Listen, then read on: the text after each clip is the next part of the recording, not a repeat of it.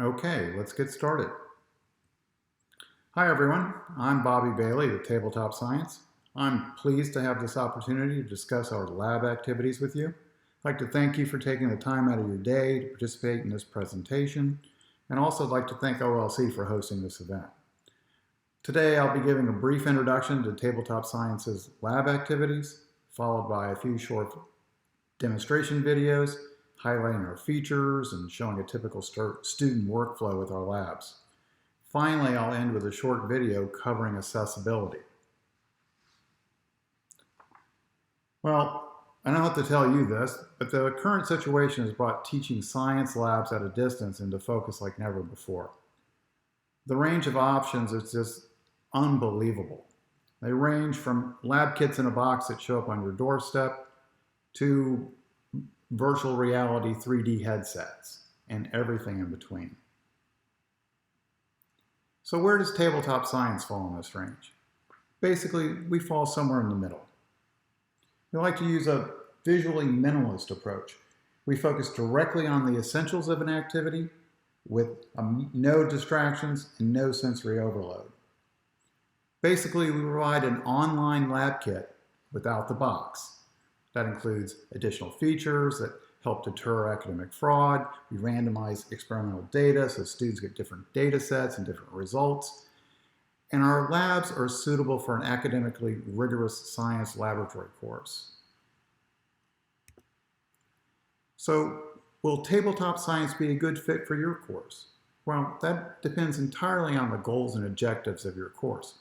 If you're looking up to teach a lab course that depends heavily on lab skills regarding the use of equipment and things of that nature, you may want to look for a different solution. However, if you're trying to meet the essential learning goals of a science laboratory course for an audience that's mainly general education undergraduates that might only take 1 or 2 science courses during their academic career, then we may fit your needs. Briefly mention some of the features. Our activities are academically rigorous. We put a lot of thought and detail to what's going on in the activity and why we're doing it. We provide individualized data and results. We take academic integrity seriously. I'll be mentioning some of the features in just a second. And when you use tabletop science's labs, you get a complete set of course materials. Everything that's necessary for the lab is included. Finally, there's a common layout across all the lab activities. Once a student has completed their first lab, they know where to go for everything on their second lab, their third lab, and so on. Consistency. I mentioned academic integrity. We take it seriously. We have some internal measures that you would see when teaching the lab or taking the lab, and we also have external measures that you likely wouldn't hear anything about. Our internal measures, we embed real-time user information into the lab display or into data plots. Students submit this work, and in that work, their name is included, the date and time they conducted the lab activity, and importantly, the student's assigned dataset identifier. That assigned dataset identifier allows the instructor to know what that student's dataset was, what the results should be. Finally, we have external measures. We scour the web continuously. When we find any of our items, completed lab reports, other content on homework websites or elsewhere, we issue takedown notices. If we can identify who posted the content, they get notices as well. We get a lot of comments over the last few years from students and faculty. I'm happy to say they've been overwhelmingly positive. If you want to read these comments, you can pause the video at your leisure and come back and read these. I'm going to move on. Currently, Tabletop Science, we have 2 lab course offerings, one in biology and one for physical science. We have additional offerings that are nearing completion in nutrition and physics, and we have some other items that are in the pipeline as well. I'll be discussing and showing you some of the features of the biology and physical science lab activities today. Well, speaking of showing you, let's go to the demonstration videos now.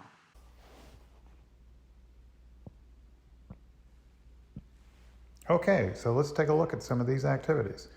First, this is the Tabletop Science website. You can easily find that anytime you'd like. Go into your favorite browser, tabletopscience.com, all one word, tabletopscience.com. Let's take a look at some of our activities. After sign in, you could get to the biology page. I've already done it. This is the biology home page. Let's take a look.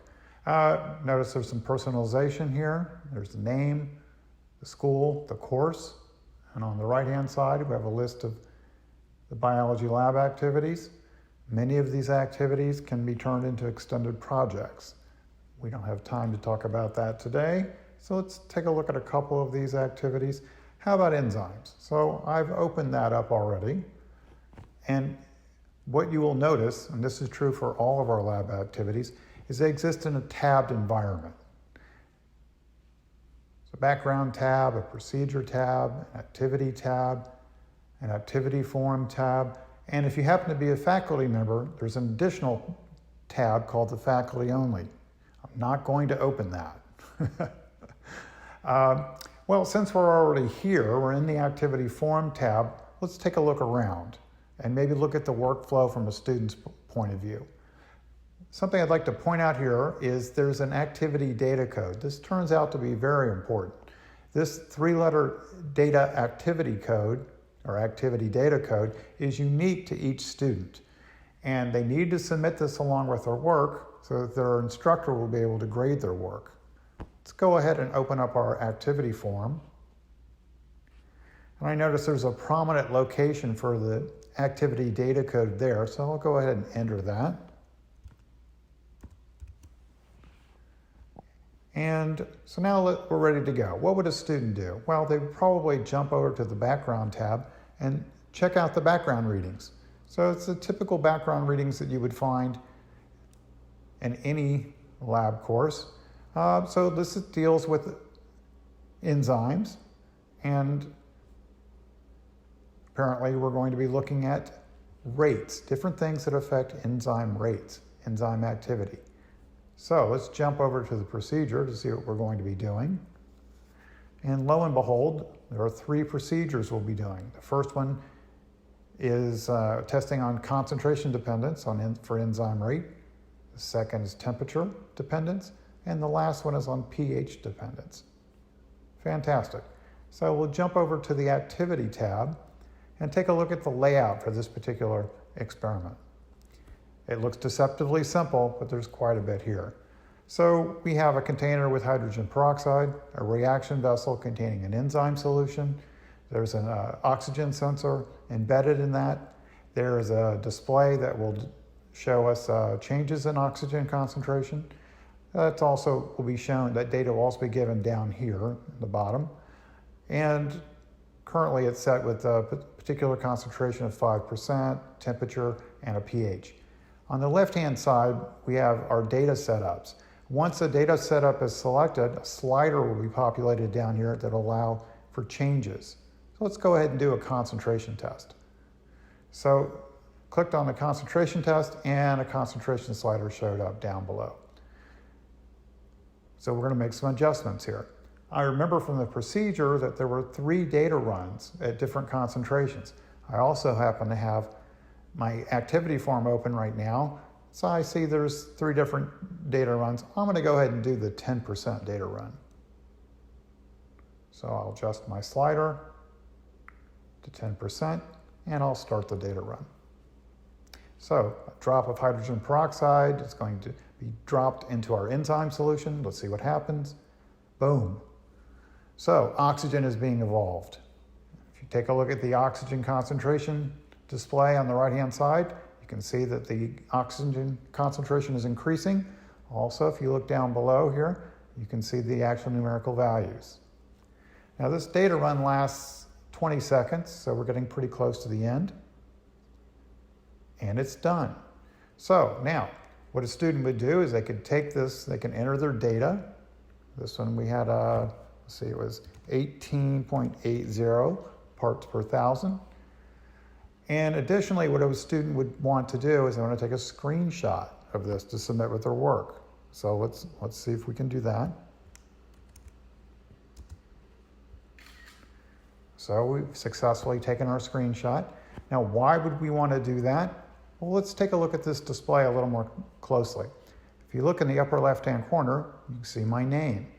And if you look in the lower right-hand corner, you see the date, the time, and that 3-letter activity data code again. It's the same activity data code that we entered on our activity form, and the same one that's on under the activity form tab.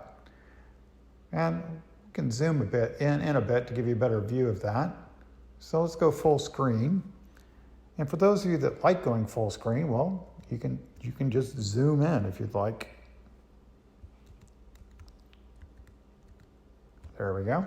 By the way, this is what it would look like on an iPad or any other tablet device. Now that we've zoomed in a bit, if you take a closer look where the name is, you might notice that it's embedded in a watermark beneath it. That makes altering these screenshots very challenging, successfully doing it. A similar case down here below with the date, the time, and the activity data code. There's a subtle watermark down behind there. Let's go back to our normal view. Wrong way. And go back to our workflow. And there we go. So that is the enzyme lab. Let's take a look at another one.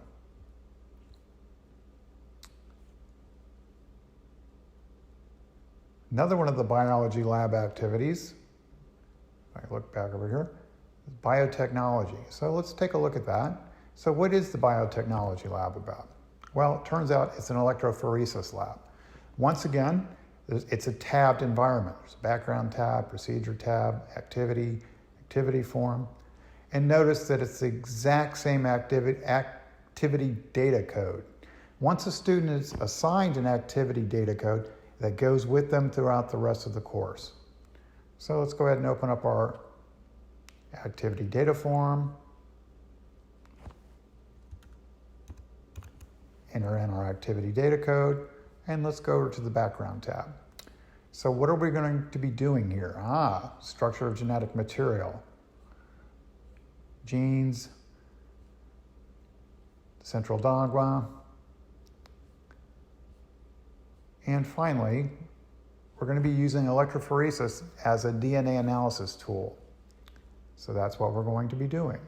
Let's jump into the procedure tab, find out exactly what we're doing. So there's a procedure where we're going to be investigating DNA fragment size. Procedure 2 involves a crime scene DNA analysis.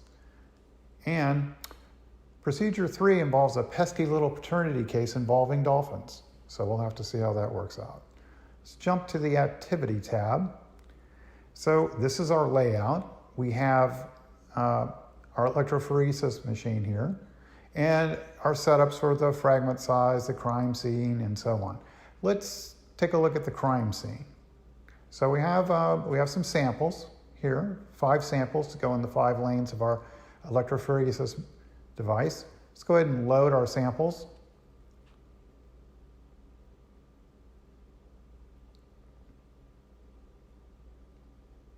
There we go. And we need to add the electrically conducting top to our device. There we go. And there's a little bit of phosphorescent dye in each one of the wells of the gel here. So let's dim the light so we can see those a little bit better. There we go. And let's go ahead and turn on the power and start our data run. And lo and behold, the different sized DNA fragments are moving at different speeds and separating in the gel. So this data run lasts 30 seconds. So it's nice to be able to do an electrophoresis data run in 30 seconds. If you were doing this in the lab, it might take an hour or so.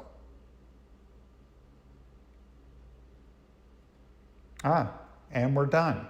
So now, the student has data for this data run. They'll be able to do the work on their activity form document. Once again, you'll notice the name is up here in the upper left-hand corner, date, time, and activity data code. You may or may not, well, definitely would want them to take a screenshot of this. The student would need the screenshot to be able to do some of the work here. Okay, so you've seen a few, actually 2 of the biology labs. Why don't we wander over and take a look at the physical science? So if you sign in for the physical science lab, once again, it's a similar look. Some personalization, the name, the course, the school, the lab lineup. So let's just take a look at one of these. We're going to look at a conservation of energy lab. Got it open on a tab here. Once again, it's a tabbed interface. There's a background tab, a procedure tab, an activity tab. But there's something different. And this is a key difference with the physical science labs. The identity information and the data set information will not be embedded directly in the display as it was for biology. They'll be embedded in dynamically generated data plots. So these are data plots that are generated when the student does a data run. And they'll show up on this page when a data run completes. And again, there's an activity data form. And the code is the same. Let's go ahead and get started. Let's open this bad boy up.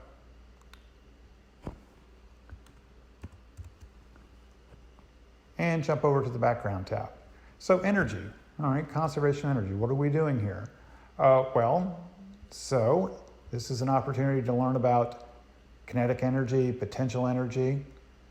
And for instance, in this case, we have a ball, perfectly elastic ball that conserved energy on its bounce. Some graphical information here. The blue curve is potential energy, the red curve is kinetic energy, and the pale yellow is the sum of the two, which is the total energy. So in this particular example, energy was conserved.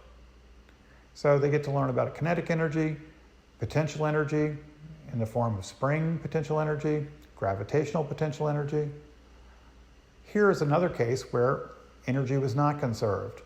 Energy was lost when the ball bounced. So let's take a look at our procedure. So they have several procedures they're going to have to do for testing and learning about energy and conservation of energy.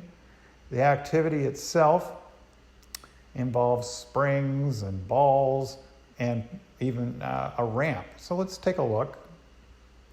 So we have spring, 1, and we have a slider that will allow us to adjust the compression of that spring. And let's go ahead and select a ball. And so you could easily compress the spring on the ball and launch it. And if we had a little more information, you'd actually be able to determine the spring constant for this spring. But let's do something a little more interesting. Let's add a ramp. And let's launch this ball. Let's give this a shot, see what happens. See if we can get over the top. Oh, we didn't quite make it. But let's take a look at our energy plots to see what happens here. Can you guess what happened? I'll give you an idea. There was spring potential energy that was turned into kinetic energy of the ball. And then when the ball went up the ramp, that kinetic energy was converted back into potential. And then the process repeated itself on the way back down. And you can see that in our dynamically generated data plots. So potential energy went down, back up. Once again, check it out. There's the name, watermark behind it, in the lower right-hand corner, date, time, and activity data code. Also, there is information that's needed to do the analysis. What the spring potential energy was, the maximum ramp, how much the spring was compressed. This is not the only data plot that was generated for this data run. There was a plot for kinetic energy as well that shows how its change. And there's a third plot that combined both plots. It has the potential energy, the kinetic energy, and the total. And what we can see in this particular example is that energy was conserved. Your instructor is going to want you to submit these plots. So these turn out, you can actually, these are images that can be saved.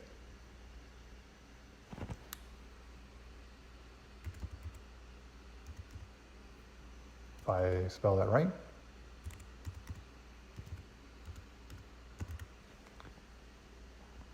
And there I have one of my data plots that I can submit along with my activity data form. Well, let's go back and try one more data run. See if we can't get that ball over the ramp. There is one of the procedures where they're asked to try and get multiple bounces, to get up and over the ramp, airborne, and then bounce at least twice. See if we can do that. Ah, I did. Now, it's important to keep in mind that each student will have a different activity data code and potentially a different data set. So, their springs will behave differently, their balls will have different properties, and they'll end up with different data. Let's take a look at our energy plots this time. Here's the potential energy plot. You can see that the potential energy went down because we were losing energy on each bounce. It's also shows up in the kinetic, and it's particularly striking when you look at the combined energy plot. The total energy went down with each bounce, so this is definitely not a situation where energy was conserved. Well, that's going to cover these examples. I think we can stop here from now.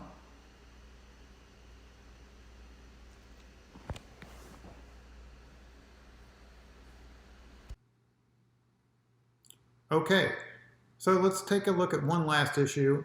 Let's take a quick look at accessibility. And specifically, I want to show you keyboard navigation for our labs and an example of VoiceOver screen reader navigating through and giving feedback on one of our labs. So let's take a look. Okay, I'd like to take a little bit of time and show you some of the accessibility features that we have built in. One of the first things I'd like to show you is tab navigation. Most of us are used to using our mouse or our touchpad to move around on the page, but sometimes it is more convenient to use your keyboard, and for some users, it's a necessity. So I'll show how you could move around simply using a keyboard. At the moment, the focus is on the lab menu, and we could go back to the lab menu, but I won't. We could sign out. We're not going to do that.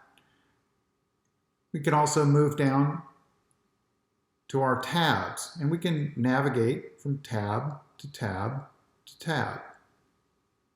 And even inside tabs. As you recall from this activity, there was a concentration test, temperature test, pH test. And it's all possible simply using a keyboard. Building on keyboard navigation, though, is I'd like to show you a screen reader that comes built in on all Mac systems. It's called VoiceOver. So let me show you how that might work. VoiceOver on Safari. Enzymes. Window. Background. Selected expanded. Tab. 1 of 5 has keyboard focus. So I'll apologize if there's a little feedback on sound between her and I. Let me make this window a little bit bigger. Now, screen readers take some time to get used to as they speak in very specific terms. They describe where they are and what's around them. So I'm going to jump back into the web page and wander around using the keyboard again, and you can see that it's going to give you more information. Procedure. Selected collapsed. Tab. 2 of 5. Activity. Selected collapsed. Tab. 3 of 5. Activity form. Selected collapsed. Tab. 4 of 5. So now screen readers like VoiceOver have the ability to jump into each one of these pages and read out loud what's going on. Let me go back to the background page. Activity, selected collapsed, tab, 3 of 5. Procedure, selected collapsed, tab, 2 of 5. Background, selected collapsed, tab, 1 of 5. For instance, it's possible using screen readers, using VoiceOver, to read the entire contents of the background page, to navigate to each of the individual headings, and there's lots of different ways to navigate around using screen readers. But what I'd like to show you today is to go back to the Activity tab and show you what kind of feedback is possible for an individual that would be using a screen reader. So let's navigate over there. Procedure, selected collapsed, tab, 2 of 5. Activity, selected collapsed, tab, 3 of 5. So if you recall from my previous example when we did the enzyme biology lab, the students have to do several different data runs. Do some data runs for concentration tests, some data runs for temperature tests, and some data runs with varying values for pH. Let's go through and do one data run for the concentration test and see what kind of feedback you get using VoiceOver. So let's get down there. Cont test button, activity, tab panel. Or perhaps you want to do a temperature. Temp test button. pH test button. But as I mentioned, we want to do a concentration data run, so. Temp test button, cont test button.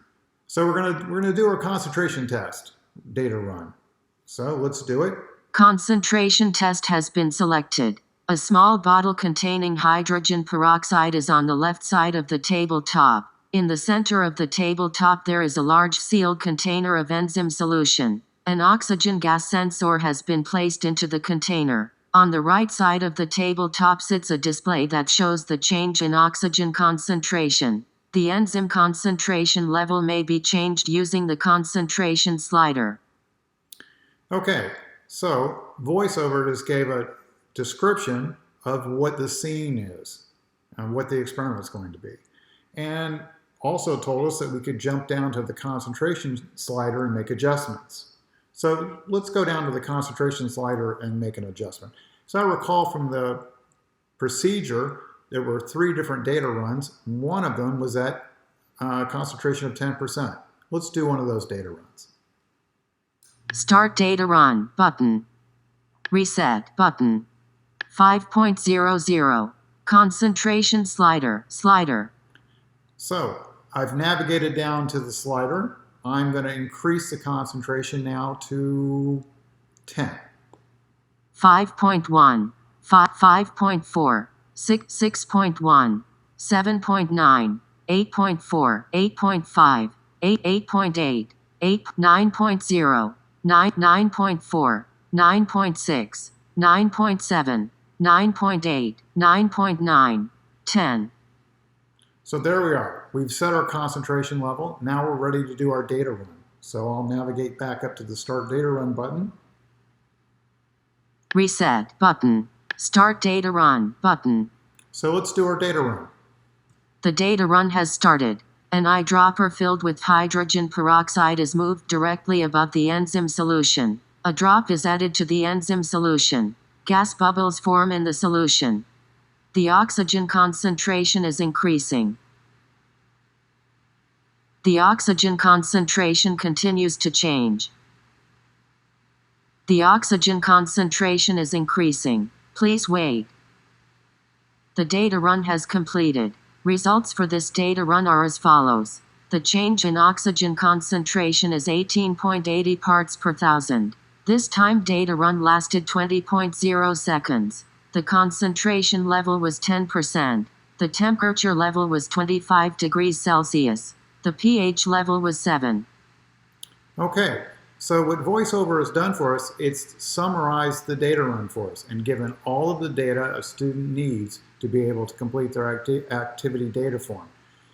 Informed us that the concentration level was set to 10%, temperature was set to 25 degrees Celsius, the pH was 7, the oxygen change in concentration was 18.80 parts per thousand, and the data run took 20 seconds. So it's possible for an individual with vision issues that's using a screen reader such as VoiceOver to be able to conduct these labs. All right, this is the end of this example. Thanks for watching. Okay, well that does it for me. Thanks for watching. I appreciate it. Feel free to visit tabletopscience.com or send me an email. And I assume we'll be continuing this conversation through VoiceThread. Thanks again.